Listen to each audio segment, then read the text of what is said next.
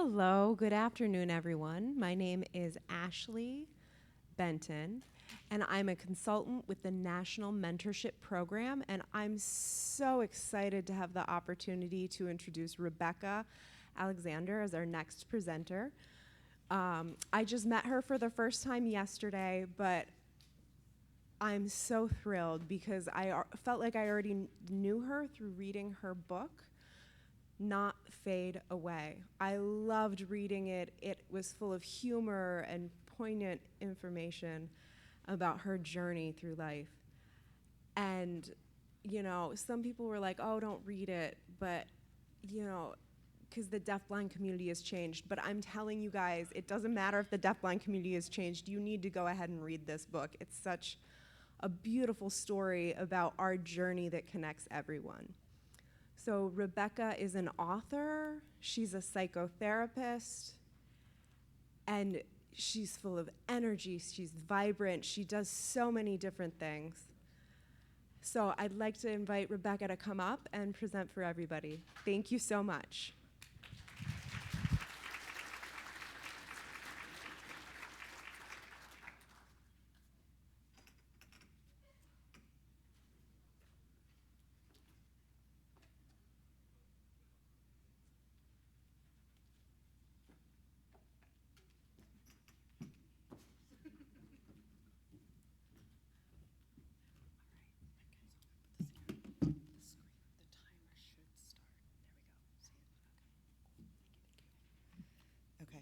Can you guys, here, hi. Okay, nothing more fun than trying to find a microphone as a visually impaired person. Okay, so hi everyone, you can hear me okay? Okay. So I'm Rebecca Alexander. I want to thank Ashley for her introduction. I am a huge admirer of her and all of the wonderful work she does for the deafblind community. So I'm here to speak about mental health. Now, yesterday I presented for a little bit of time, and it was obviously much more in-depth, so I'm going to do my best to just address some of the most common themes and issues that I hear in my practice as a psychotherapist. And I want to be sure that if you need or would like to connect with me after the fact, after this more abbreviated speech, that you know that you can. So if you have a pen, I think sometimes, unfortunately, the best time or way to reach me is through social media, because I have an assistant who can alert me and let me know. So that is at Reb, R-E-B, _Alexander, for what that's worth.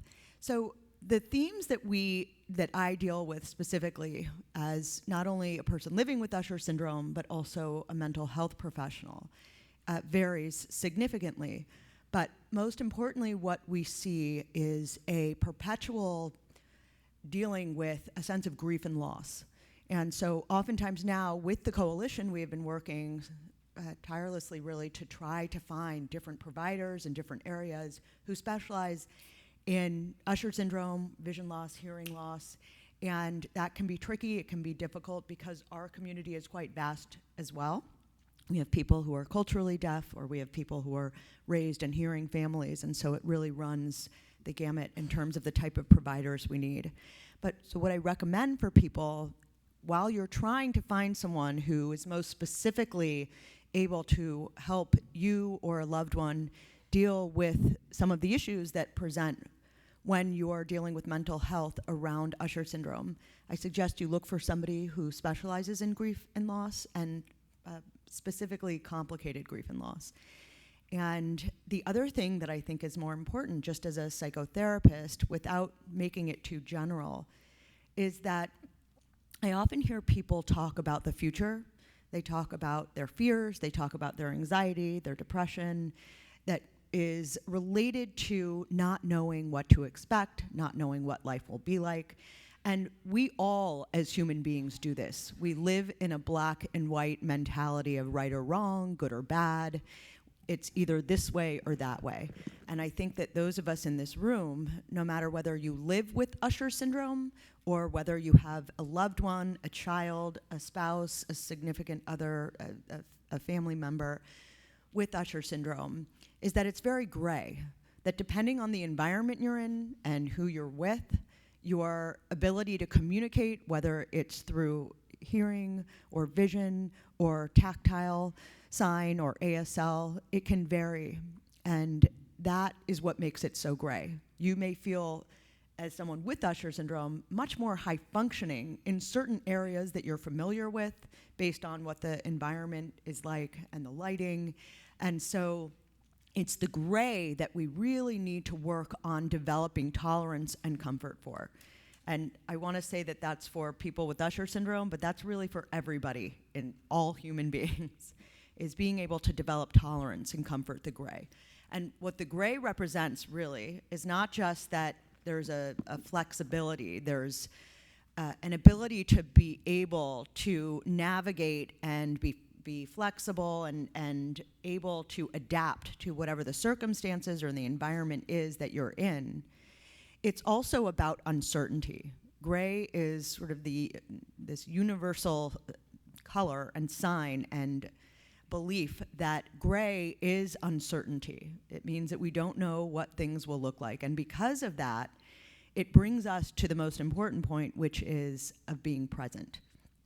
And so I myself, just like anybody else, oftentimes can find at night or certain times where I'm left to, my own thoughts, and I'm not completely preoccupied with all of the busy work of my practice or having to tend to other people's needs, that it's easy to get lost in that future thinking of what things will be like, and it keeps us from being able to be present, to really be with the people who are in our lives now, to focus on the things that we have and that we can do now. And while we do want to be able to plan and know what services and resources are available, I really want to impress upon you how important it is to be present. And what that means is not only practicing mindfulness, we hear mindfulness, we hear meditation, we hear all of these very sort of what sounds lovely in terms of what they are and what they represent, but what does it actually mean to practice mindfulness? So mindfulness and meditation are actually two different things, even though they oftentimes become synonymous. And mindfulness means that when you are present for whatever it is that you are doing, and I mean something just as simple as sending an email, that you are focusing on that email, that you are focusing on the communication you're having with the person directly in front of you if it's not email, that you are allowing yourself to be present for whatever the activity is that you're doing. Now, it doesn't come naturally for most of us, and so when you find yourself starting to daydream, starting to concern yourself or worry about the next 3 things that are on your agenda, or the future and what that might look like for you or for your loved one, I want to encourage you to recognize that moment and bring yourself back to the present, because it takes practice. Now, what if in the moment you're feeling tremendous sadness, you're feeling grief, you're feeling a sense of overwhelm? Then that means that you need to be present for those emotions. You need to allow yourself to feel the grief, the loss, the uncertainty, and if it means crying, which I do regularly because I'm a human being like everybody else, then you need to allow yourself to do that as well. And why we need to do that is because when people ask me, well, how are you able to maintain such a positive or upbeat attitude? Well, most people see me for a very short period of time when I'm in that positive, upbeat attitude, but I experience my full range of emotions as a person living with Usher syndrome, as a human being, as a psychotherapist. And when I do this, it allows me to be completely present for all of the great emotions that we can experience too. One of the things that I love most about people who are in this community is that we are some of the funniest people I know. And maybe that's a bit biased to say, but part of the reason why is because to deal with the type of loss that we have, to deal with grief, to deal with the types of circumstances that come up for us, you must have a sense of humor. You must allow yourself to say, I couldn't even make this up if I tried. And you need to allow yourself to let things roll off your shoulder at times. That doesn't mean all the time. but it means that you do have to allow yourself to feel your full range of emotions so that you can be present for even the great things that happen in life. So that's one of my recommendations. There's a few things that I use, and I'm happy to make recommendations for people for different types of meditations that I think can be helpful. There are a lot of apps that are free, but I know that sometimes it's difficult based on what your hearing ability is or your preferences are for communication and how you receive that information. So I have ones that are specifically more for people who are auditory, and there are people who are signers and even tactile signers, so I'm happy to share that with you. There's another meditation that I listen to at night, and I love it. It's called Hollow Sync. It's about 30 minutes, which I know when you hear 30 minutes, you think, oh my gosh, I'm not listening to 30 minutes of a meditation. But you would have no problem scrolling on social media or being on some stupid shopping website or looking at something that is totally related to nothing that is worthwhile for your life for over an hour. So it's important to kind of keep that in mind, right? It's just not intuitive for you now, but I promise you that it becomes intuitive when you practice it. So those are some of my sort of immediate recommendations, but I do want to also mention just quickly that it's important to be able to share resources with each other of what you have found to be helpful for your own mental health, what you have found to be helpful in terms of resources or providers. And so that way we can all be sharing the information, because I think that that's something that we lose. We lose this sense of comfort with talking about mental health. And it's something that I think if there's one thing that has brought mental health to light, it's COVID, if nothing else, and that we have all faced issues around mental health. So the last thing I wanted to mention is an issue that's a bit more taboo. And I understand that there are a lot of opinions and feelings and thoughts and differences in beliefs around this issue. And but I want to share both my clinical and my personal opinion about this, and that is around medication. This is one of the questions I get very commonly, and it's not something that people like to talk about openly, about psychotropic medication, which sounds like a very sophisticated, scary word, but it actually is not that sophisticated or scary at all. It just may be unfamiliar. So that's talking about SSRIs, which are antidepressants and anti-anxiety like Prozac or Lexapro, Celexa, Paxil, Zoloft, you name it. There are many medications. And then there are also other medications that are as needed.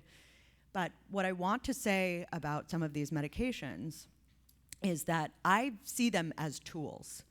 I don't see that going on medication means that your life now is so completely out of your control that you can't handle things and, oh my gosh, I need to go on medication. And I think that that's where we feel like if I have to start considering medication, that means something has really gone downhill or wrong. And I do think that what happens is people generally start to consider medication once they are, if it's something that they may benefit from, once they are already not able to function in their lives the way that they were before. When their fear has really taken over, when their anxiety or the depression has paralyzed them. And so then we're dealing with the issue of having to get them out of bed or out of that stuckness to even be evaluated. And so in many ways, if you start to recognize some of the signs of feeling like you're not participating in your life the way that you did before, many of this, yes, is because you need to be talking about these issues out loud. You need to make sure that you're not bottling it all up. And by the way, when I say this, it's not just for people with Usher syndrome. It's for caregivers. Caregivers meaning spouses, family members, sisters, brothers, loved ones, parents. That these are all people who need to seek that help, that treatment, whether it's a psychotherapist, which is what I am, whether it's a psychiatrist to be evaluated. Being evaluated by a psychiatrist does not mean that you are going to be taking medication. It's just a way of us better understanding where you are and whether you might benefit. And what I have found is that people who take medication when it works, and it often does, But it's not a magic pill. It doesn't make anything go away. But it makes you start to feel more like yourself, more like the part of you who is able to tolerate and manage difficult circumstances. And so I just want to put that out there as something that we should no longer be so afraid of, and just know that it's simply a tool, and that it doesn't have to be forever, but that it can be something that can be helpful as you're going through a particularly difficult time of transition. Lastly, with about a minute left here, I want to really stress upon something that I brought up yesterday in my session, and that is for caregivers. So when someone comes into my practice, and specifically if we're talking about Usher syndrome, and they're the only one in their family in therapy or receiving treatment, what that tells me that they are the identified patient in the family, and that they also carry the weight of the family. And as caregivers, we're helpers. We are the ones that everybody relies on. We are the ones that never ask for help because we have not created the room for it. But if you are someone who cares for, or is responsible for, or has a major role in the caretaking of somebody with Usher syndrome, you must practice self-care. You must seek therapy if that's what's necessary. You must seek all of the things that help you stay who you are as an individual and not just a caregiver, because if you don't, you will end up living with a lot of resentment and find that you're not liking yourself or knowing who you are anymore. So that's it. Thanks, guys.